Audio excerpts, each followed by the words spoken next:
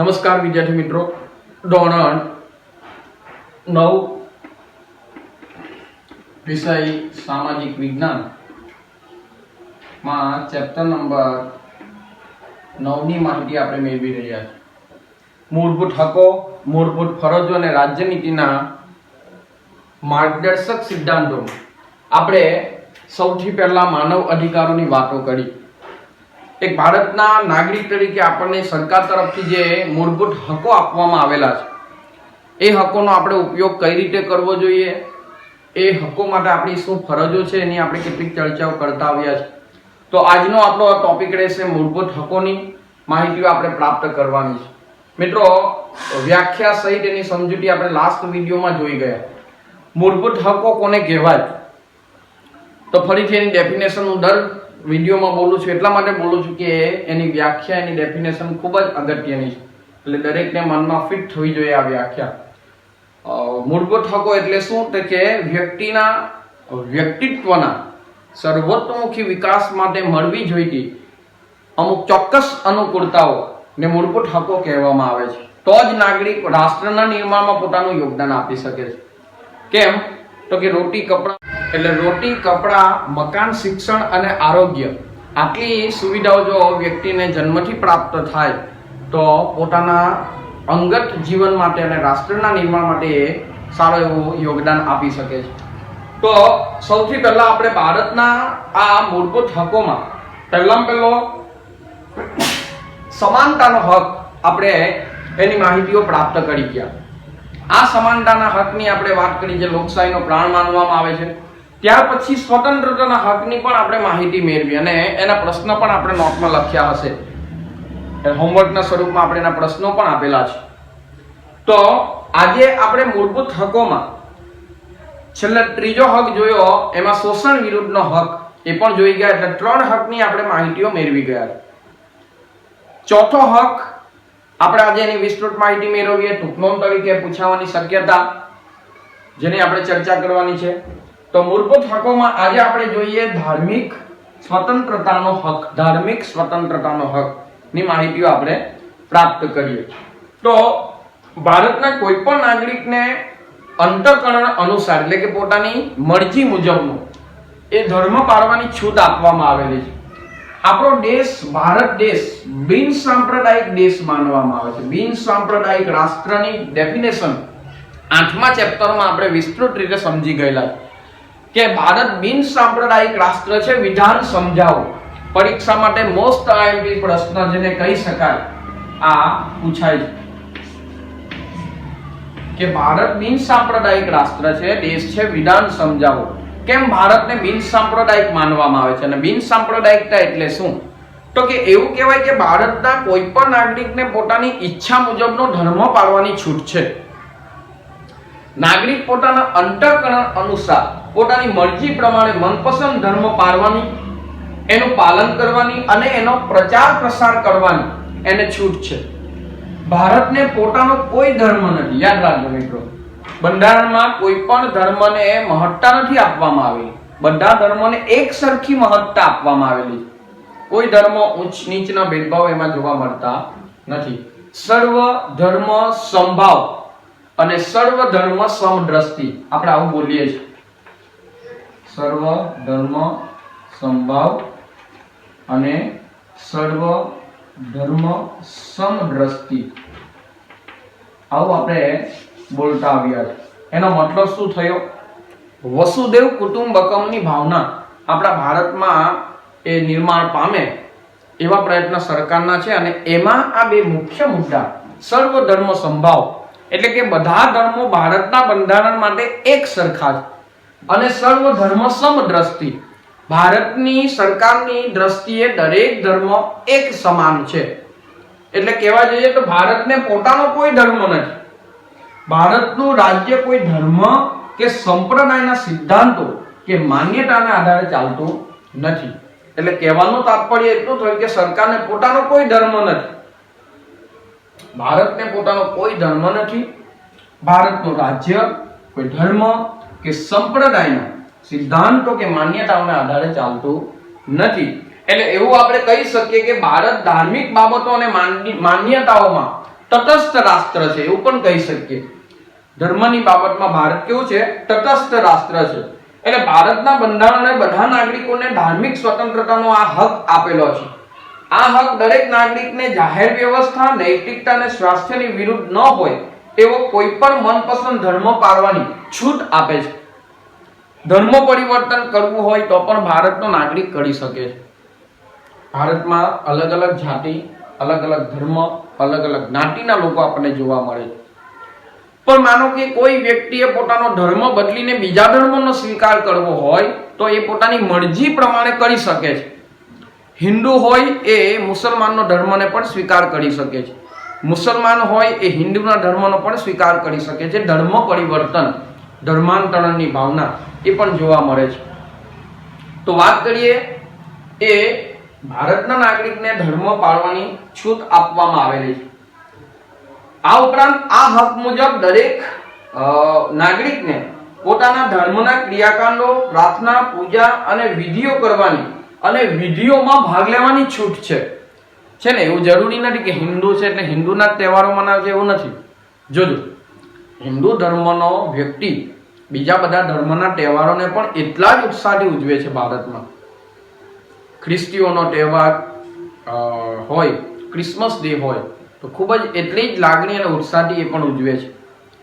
આ ઉપરાંત મુસલમાનોના તહેવારોમાં પણ ભારતના આ બધા નાગરિકો એક સમાન થઈને પોતે જોડાતા હોય છે.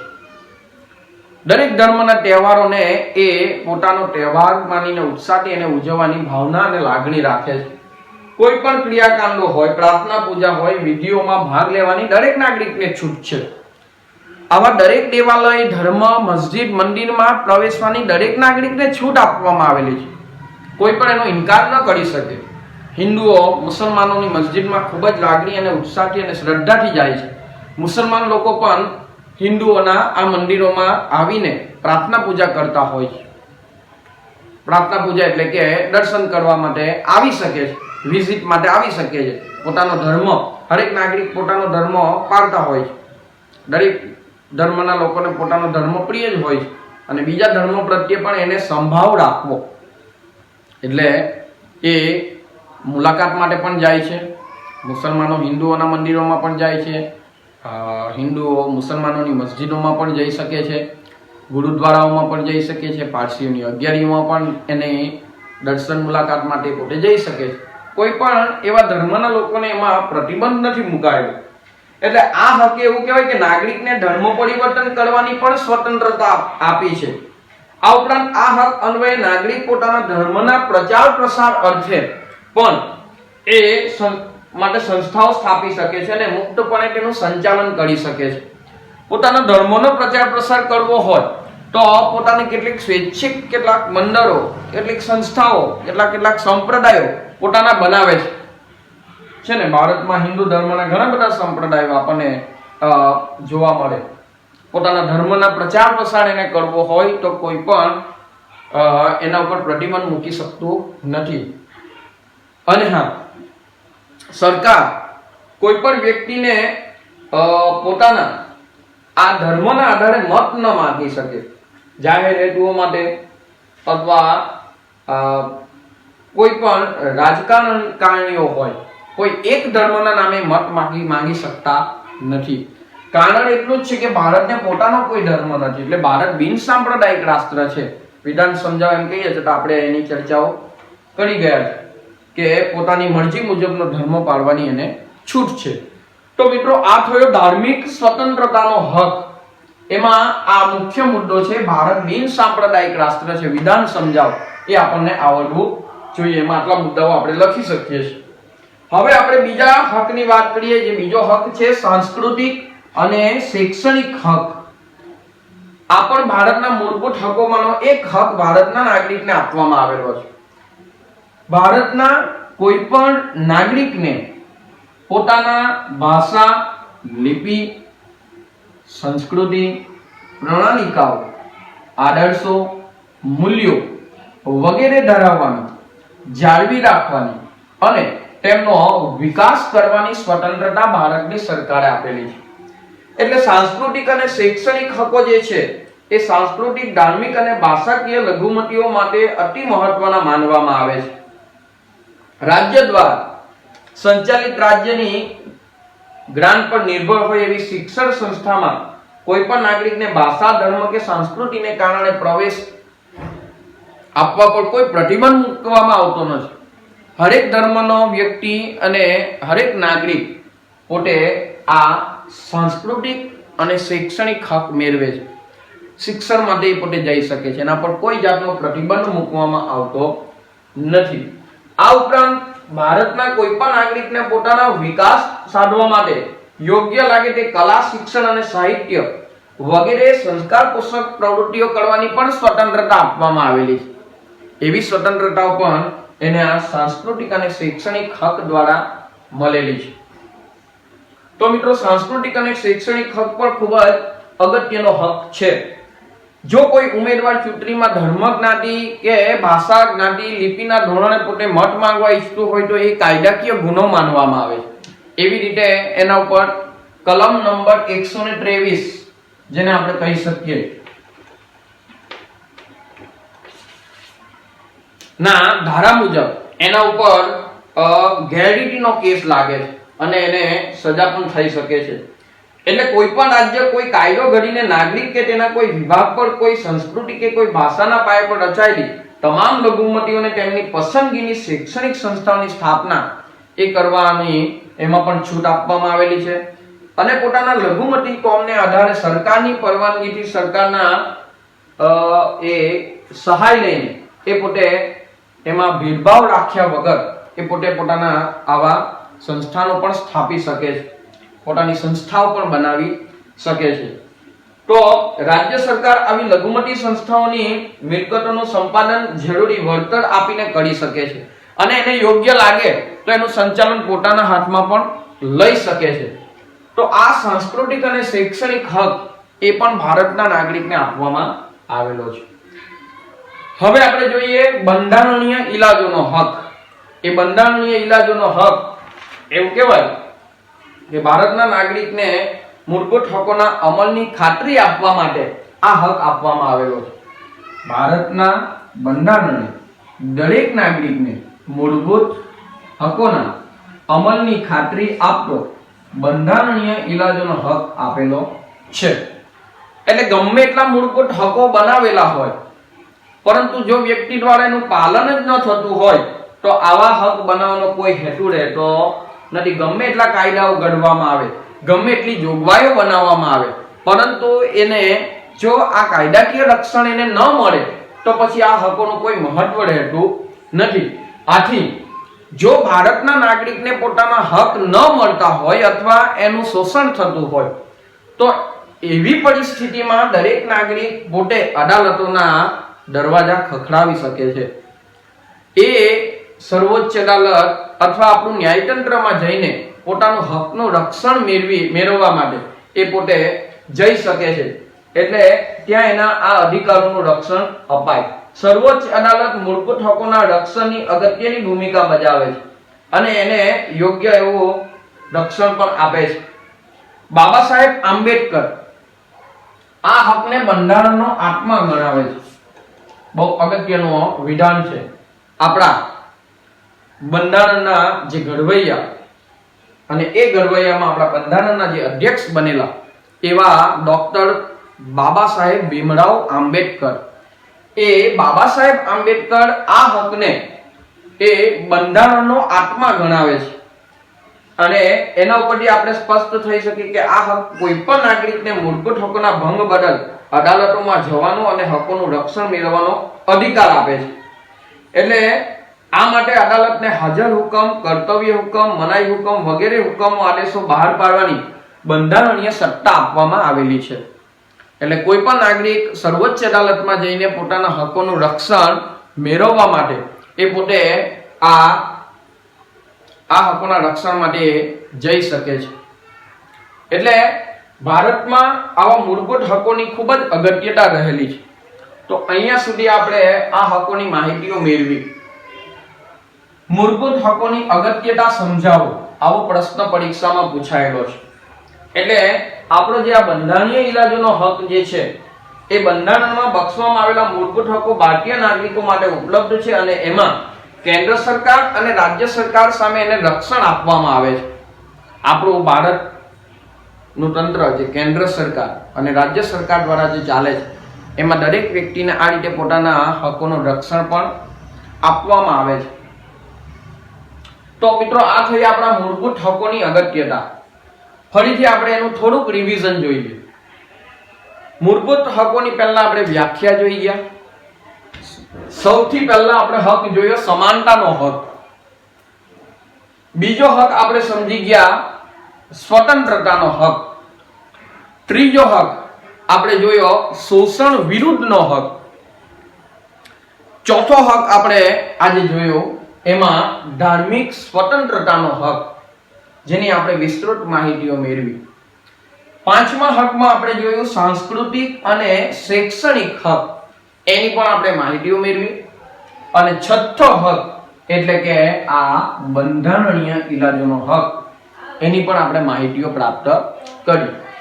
ધાર્મિક સ્વતંત્રતાના હકમાં મિત્રો પ્રશ્ન પૂછાય છે, ભારત બિન સાંપ્રદાયિક દેશ છે, વિધાન સમજાવો. આ પ્રશ્ન બહુ અગત્યનો છે અને ટૂંકનોંધમાં પણ ખૂબ પૂછાવાની આ શક્યતા. આજે ટૂંકનોંધ છે ધાર્મિક સ્વતંત્રતાનો હક, ટૂંકનોંધ લખો. આવો પ્રશ્ન પૂછાય છે. તો ફરીથી ભારત કેમ બિન સાંપ્રદાયિક રાષ્ટ્ર છે? તો કે ભારતને પોતાનો કોઈ ધર્મ નથી. ભારતમાં દરેક નાગરિકને પોતાની ઈચ્છા મુજબનો ધર્મ પાળવાની છૂટ છે. ધર્મની બાબતમાં સરકાર કોઈ દખલગીરી ન કરી શકે અને એ દરેક નાગરિકને પોતાના ધર્મ પાળવાની અને ધર્મ પરિવર્તન કરવાની પણ છૂટ છે. જો પોતાના ધર્મ માટે એને પ્રચાર પ્રસાર કરવો હોય તો એ પણ એને છૂટ આપવામાં આવેલી છે. એની આપણે માહિતીઓ મેળવી. અહીં બધા ધર્મો ને સમાન ગણવામાં આવે છે, જેમાં આપણે બે મુદ્દાઓ જોયા, સર્વધર્મ સમભાવ અને સર્વધર્મ સમદ્રષ્ટિ. એની પણ આપણે વાતો કરી. એટલે ભારત આ બિન સાંપ્રદાયિક રાષ્ટ્ર જે છે એમાં ધાર્મિક બાબતોમાં અને માન્યતાઓમાં ભારત તટસ્થ રાષ્ટ્ર છે એમ ટૂંકમાં. પછી આપણે જોયું સાંસ્કૃતિક અને શૈક્ષણિક હકો. તો કે ભારતમાં કોઈ પણ નાગરિકને પોતાના ભાષા, લિપિ, સંસ્કૃતિ, પ્રણાલીઓ જાળવી રાખવાની, પાળવાની, એનો પ્રચાર પ્રસાર કરવાની છૂટ આપવામાં આવેલી છે. તો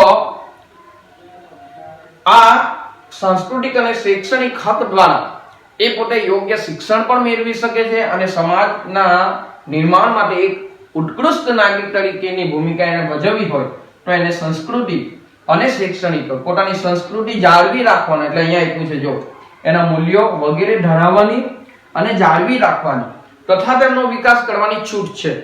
અને શૈક્ષણિક હકની આપણે વાત કરી, લઘુમતી કોમની આપણે વાત કરી.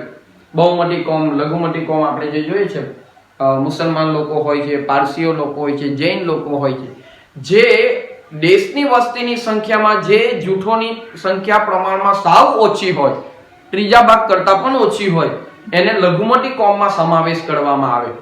તો મુસલમાન લોકો, પછી જૈન ધર્મ, પછી પારસી લોકો, આ બધી લઘુમતી કોમ આપણી ગણાય. અને એવી લઘુમતી કોમને કેટલાક વિશિષ્ટ હક સરકારે આ શૈક્ષણિક હક માટે આપવામાં આવેલી. જરૂર પડી એનું સંચાલન સરકાર રાખી શકે છે, એ ખ્યાલ રાખવું. તો એ સાંસ્કૃતિક અને શૈક્ષણિક હકની આપણે વાત કરી અને બંધારણીય ઇલાજોના હકની પણ આપણે માહિતીઓ પ્રાપ્ત કરી. તો કે બંધારણીય ઇલાજોના હકમાં દરેક નાગરિકને મૂળભૂત હકોના અમલની ખાતરી આપવામાં આવે છે.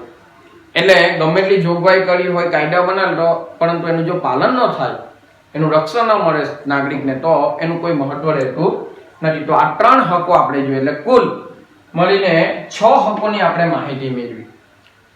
મૂળભૂત હકોની અગત્યતા સમજાવો. આ પ્રશ્ન અહીંયા આપણો પૂરો થાય છે. હવે નેક્સ્ટ વિડીયોમાં આપણે એ મૂળભૂત ફરજો કોને કહેવાય, એ મૂળભૂત ફરજો એટલે શું, અને આ મૂળભૂત ફરજો કઈ કઈ છે, એ મૂળભૂત ફરજોની માહિતીઓ પણ આપણે નેક્સ્ટ વિડીયોમાં જોવાની છે. દરેક વિદ્યાર્થી મિત્રો હોમવર્ક પોતાની નોટબુકમાં નોટ કરી લેશે. હોમવર્કના સ્વરૂપમાં લખો, ટૂંકનોંધ લખો. પહેલી ટૂંકનોંધ એમાં ધાર્મિક સ્વતંત્રતાનો હક. બીજી ટૂંક નોંધ, શૈક્ષણિક અને સાંસ્કૃતિક હક. સાંસ્કૃતિક અને શૈક્ષણિક હક. ત્રીજી ટૂંક નોંધ લખવાની રહેશે બંધારણીય ઇલાજોનો હક. અને એક પ્રશ્ન બીજો છે, ભારત બિન સાંપ્રદાયિક રાષ્ટ્ર છે અથવા દેશ છે, વિધાન સમજાવો. તો આટલા પ્રશ્નો હોમવર્કના સ્વરૂપમાં દરેક વિદ્યાર્થી મિત્રોએ લખવાના છે. તો હવે પછી આપણે નેક્સ્ટ વિડીયોમાં આપણે મૂળભૂત ફરજોની વાત કરીશું અને ત્યાર પછી રાજ્યનીતિના માર્ગદર્શક સિદ્ધાંતોનું શું મહત્વ રહેલું છે ભારતના બંધારણમાં એની આપણે ચર્ચા હવે પછીના નેક્સ્ટ વિડીયોમાં કરીશું. ત્યાં સુધીમાં દરેક વિદ્યાર્થી મિત્રો આપણું જે આપણું હોમવર્ક છે એ હોમવર્ક દરેક વિદ્યાર્થી મિત્રો નોટમાં પોતે લખી દેશે. આજના હોમવર્કમાં 3 ટૂંક નોંધ છે. ધાર્મિક સ્વતંત્રતાનો હક લખવાનો, સાંસ્કૃતિક અને શૈક્ષણિક હકની ટૂંક નોંધ લખવાની છે, બંધારણીય ઇલાજોના હકની આવી રીતના મુદ્દાઓ પાડીને દરેક વિદ્યાર્થી મિત્રો નોટમાં લખશે. અને બીજું એક વિધાન સમજાવવાનો સવાલ જે છે એ પણ લખવાનો છે. ભારત બિન સાંપ્રદાયિક દેશ છે, વિધાન સમજાવો. પરીક્ષા માટે મોસ્ટ આઈએમપી છે એટલે એને લખીને દરેક વિદ્યાર્થી મિત્રો તૈયાર પણ કરશે. હવે પછી આપણે નેક્સ્ટ વિડીયોમાં મૂળભૂત હક ફરજો અને રાજ્યનીતિના માર્ગદર્શક સિદ્ધાંતોની વાતો આપણે કરીશું. Thank you. 21